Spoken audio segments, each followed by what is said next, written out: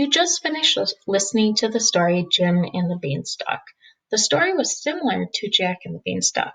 There was a boy and a giant. The boy climbed a beanstalk to see the giant, but this boy wasn't Jack. His name was Jim. Jim helped the giant by measuring him for things he needed. He measured around the giant's head for glasses, his mouth for teeth, and the top of his head for hair. Jim measured using a measuring tape. So here we have one giant foot.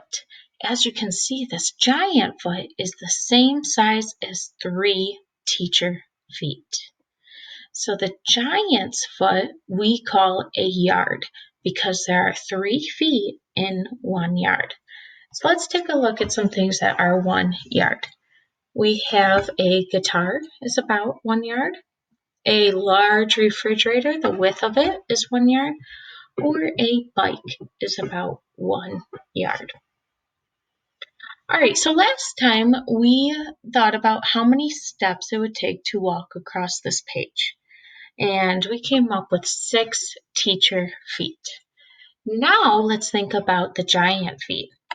So since the object we are using to measure is larger, our actual measurement answer will be smaller. So I expect it to be less than 6. So let's first estimate. I think that we're only going to be able to fit about 1 more on this page. So altogether that would be 2 giant feet. Okay, and now if we measure, remember we want heel to toe. There should be no gaps in between. All right, and that is right.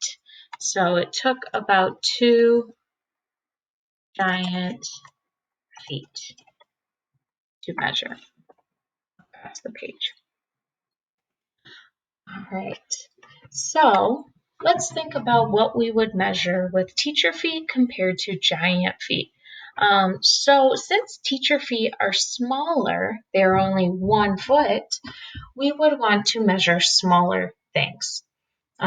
So some examples would be a desk, a chair, or a TV.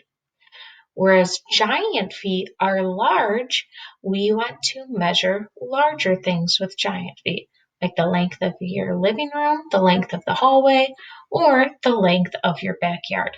All of those things are a lot longer than the things that we would measure with teacher feet. All right, nice job today, boys and girls.